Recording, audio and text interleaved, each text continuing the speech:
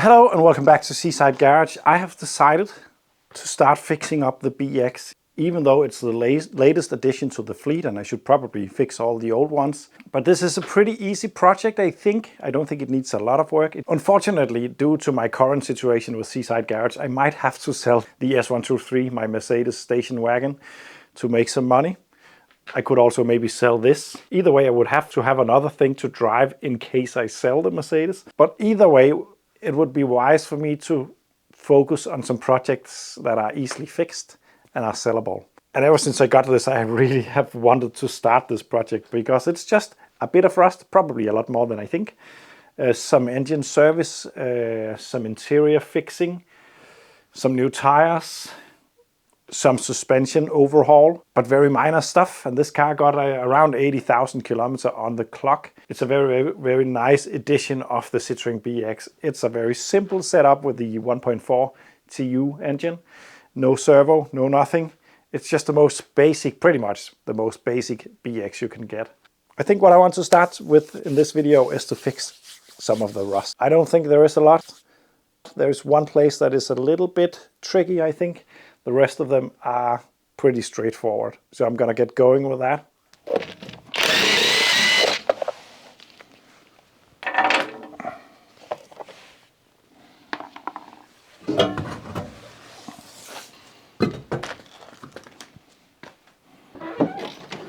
So let's get this car up in the air and check it once again for the rust primarily, and what else I need. For instance, I can see new brake discs are needed. There's also a leak again underneath the car. I did fix one when I got it, but I didn't really fix it, but made it stop leaking at least. But there's a new one. So first thing is the front wing. There isn't really any rust in it, but there is some scratches. That's not that bad either. This up there is pretty horrible though. I think I will need a new wing for this. Or at least the front end, I could probably weld a new piece in. But this is removable, so if I can find another one in good condition, that would be the way to go, and then just paint it. In here, there is a bit of a rust hole there, but I don't think it's too bad in the actual rocker in there at least. Then there is also a pretty obvious hole right there. That's gonna have to be fixed also. There's some mounting points right there that needs to be fixed. Yeah. The sills down the side are actually decent until right about there. It starts to go a little bit iffy again. These are known to rust in here. It's a very common place. So this needs to be fixed, of course. Hopefully it's not too bad in there. It doesn't look too horrible, so that's nice. The inner wheel arch looks pretty good. There's some surface, maybe a little bit of a hole there. And some other pieces and some other places that needs to be cured at least. Some of it needs a bit of fresh metal. There's also a hole up there. And some in the bumper right there. It's quite a bit worse on this side. But it looks pretty simple to fix, so I'm not too worried about that. There is what looks to be a patch right there that needs to be checked at least. And this outrigger also. The worst part, or the one that I'm fearing the most, is what I found in the previous video right there. That hole. I don't think it's too bad to fix, but it's more about getting to the actual repair. That could be a problem. Maybe I can get it for... Oh, wait a minute. I hadn't noticed that in the previous check of this car. That's pretty ruddy up there, and actually also quite hard to get to. I can get to it okay from this side, but I really wonder if this is worth the hassle to try to fix with the rear axle, the rear subframe in place. If I remove that, I will get a lot better access to the point in there. And also I need some rust repairs in here. And the door also. As you can see, the outer panel is actually decent, but the back side is not that great. I need to fix that. I wonder if it would make sense to just remove the rear subframe now. I think that's the way to go. It's nice to see the stainless brake piping in there. Up here it's pretty much the same. Bit of rust. Actually just up there. That needs fixing. But other than that it's alright. Then I need to put in some new rubber bunks and fill it with the oil when I'm done with it. So I'm gonna remove that subframe to get access to the rust. That's the worst thing about this project, I think. So I think I'm gonna tackle that firstly and then enjoy all of the rest. And removing the rear exhaust is the first thing to get access to all the bits that needs to be undone on the rear axle to remove that. And luckily it's gonna be quite easy to remove the exhaust because it's rusted off already.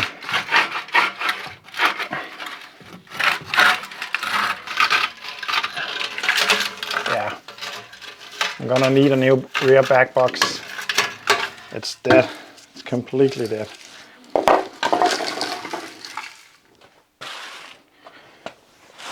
I cannot get the connection apart in the middle, so I'm going to remove it up front. That way I can also renew the gasket up there if needed. I hope to reuse as much as possible from this exhaust system because I want to keep the cost on this project down, of course. There we go, the exhaust is off.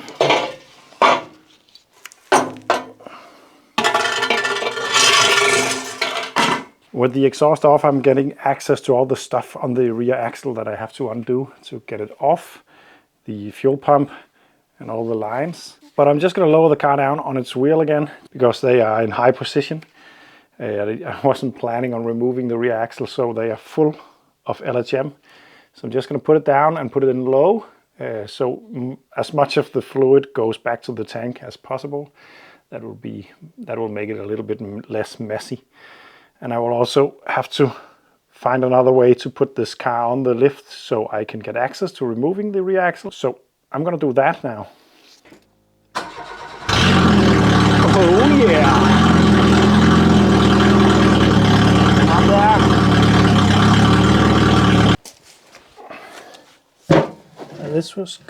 And this will probably look a little mad, but the plan is that the weight of the front is so much that it will not go this way down, and that the car is strong enough to actually support this. So let's see. Yeah. I'm gonna go down and try with just one of these.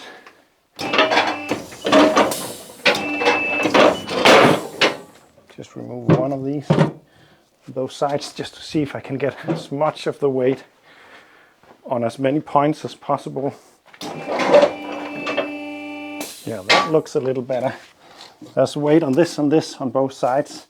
It is a lot of strain to put on the car, I think, but actually this is supposed to be enough to lift the entire side of the car using the jack that comes with the car, using the hydraulic system. So it should be strong enough for this operation to succeed, especially once the rear axle is off. So it might look a little unsafe, but I don't think it's going to be. Oh, I need to put it in low now, and I need to make sure that the rear end gets as low as it can without removing these. So I'm going to put some pieces of wood underneath the rear wheels.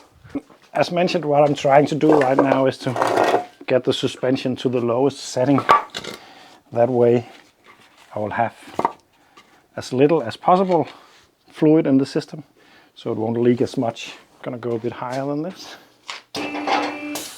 Push this underneath. Do the same on the other side. And then I'm going to lower it down. Hopefully it stays where it is.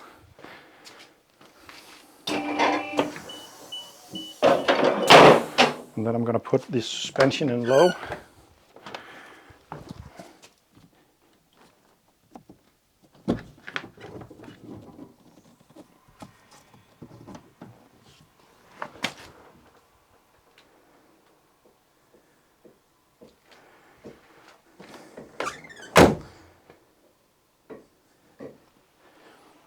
I think it's working.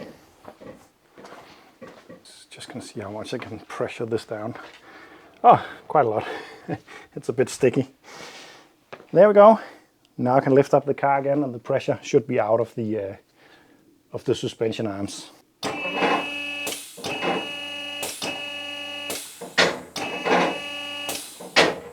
Oh, there's this problem that my lift doesn't want to lift from completely zero or not. There we go. And even though it might look a little bit scary, only being supported right there, even if it drops, it will just hit the lift. And it won't, trust me, it weighs nothing in the rear. It is a lot of stress on the chassis, but hopefully it will cope with that.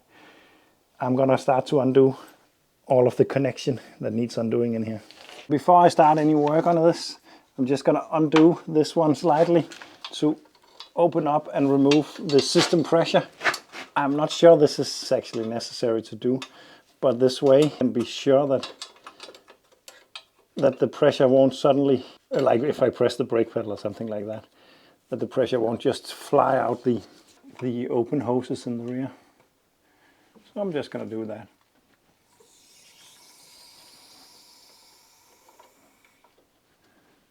And now the pressure is gone, and I'm just going to undo it back up again, because I always forget that I have it undone. And then I don't understand why it won't rise when I start the engine up. With this one, it will just bypass and flow back and not produce any pressure in the system. And then it's just a matter of following these lines, because they can stay on the car, and figure out where they go onto the rear axle and then undo them from there. So for instance, this goes into this brake junction that goes to each wheel, I think, yeah. So this one needs to be undone. Just gonna get a brush just to clean it up a bit.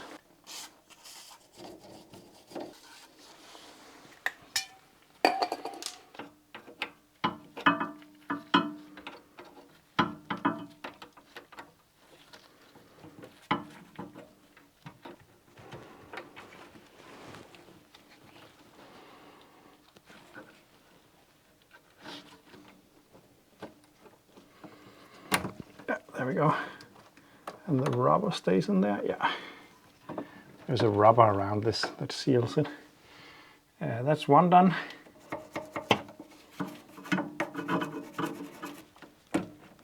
This one is out. Next up, there is a couple up here. This is attached to the subframe. This is the height corrector system. So that these two needs to be disconnected.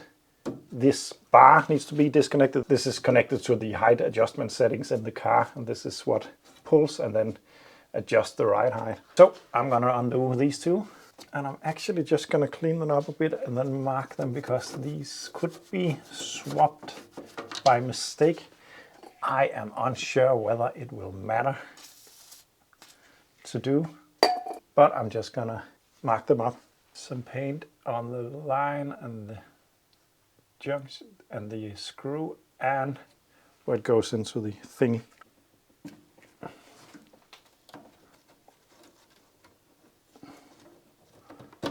There we go. I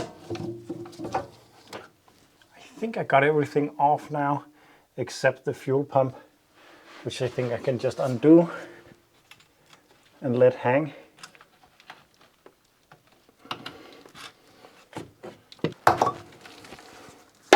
Oops. There we go. I think this can just stay up there. Might just put a strip on it to just keep it somewhere. And I think I can now lower down this subframe. I've forgotten this one. Need to undo that at least.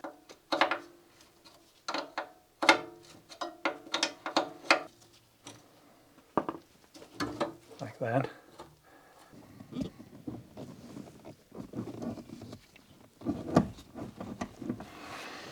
So this is it, and if I got everything right, I can remove it. So I'm going to lower it down and start to undo the subframe bolts inside of the car, and then hopefully remove it. So I have propped up the rear axle using 2 axle stands and cleaned the back of the car. The interior and bumper and all that is over there now.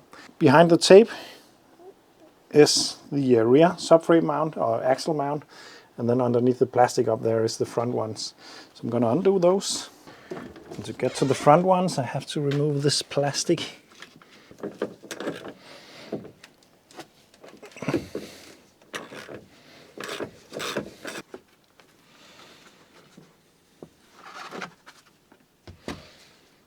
There we go.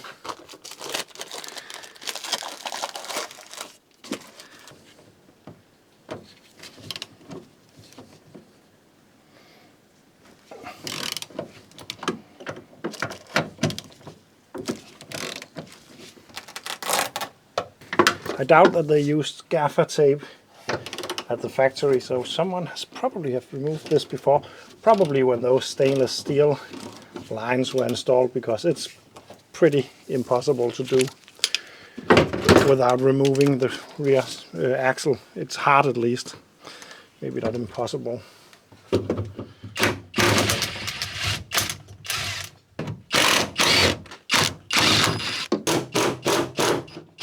I'm just fitting some axle stands in the rear of the axle also, so that it hopefully just stays in place when I undo the last of them without tipping or anything like that.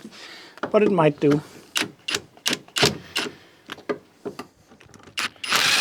Yeah, I think it's working out all right. So now I'm gonna lift the car a little bit up in the air, just a bit, and then make sure that nothing is catching down there, and that it hopefully is not tipping too much at the front.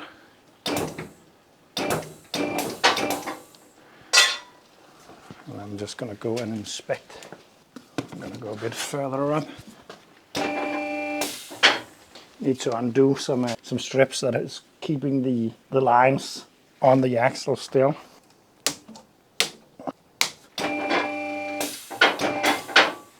There's something right there that is not disconnected right. It's the return line. I already destroyed one of them, I can see. Ah, that's a bit of a shame that I did not notice that. Okay, so this is it. I think I got it now.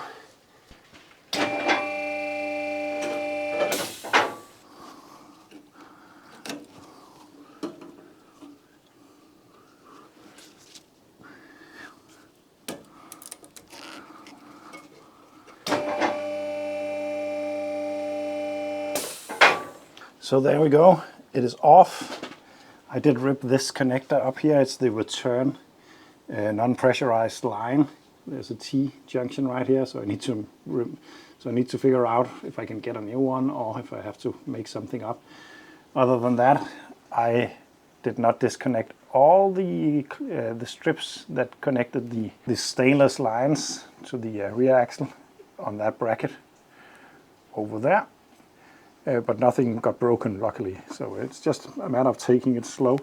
I think I can remove the tires now to make the axle a bit lighter and move it out of the way.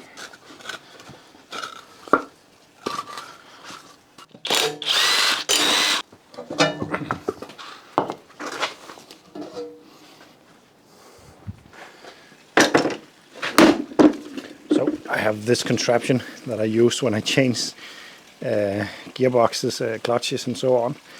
By spinning this, it goes up. So I think I can use that to take the rear axle out without breaking my back.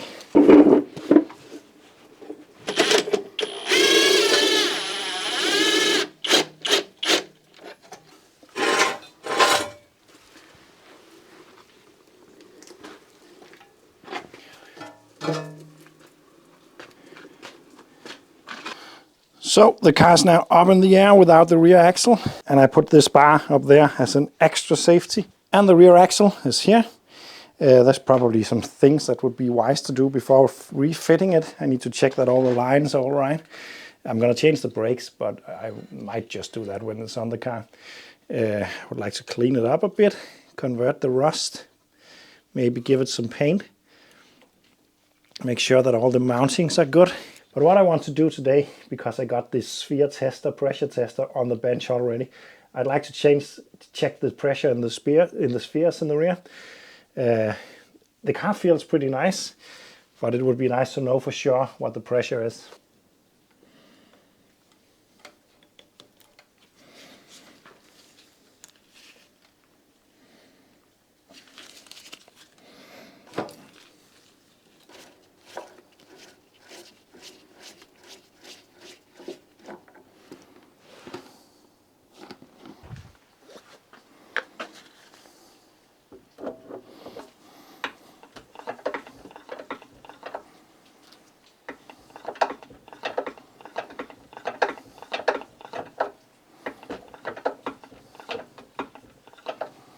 $30 bars. It's supposed to be 40, so it's not way off, but yeah, it would of course improve the softness if it was 40. I think 30 is the correct pressure for the GTI. Let's check the other side as well. If anyone out there got a setup to change or to repressurize these that you no longer use, I wouldn't be sad if someone donated that to me, that's for sure.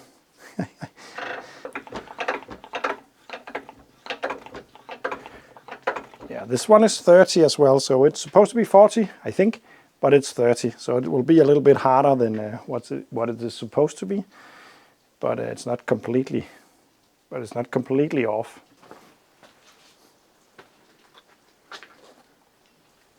But the main reason why I had to remove the rear axle is the rust.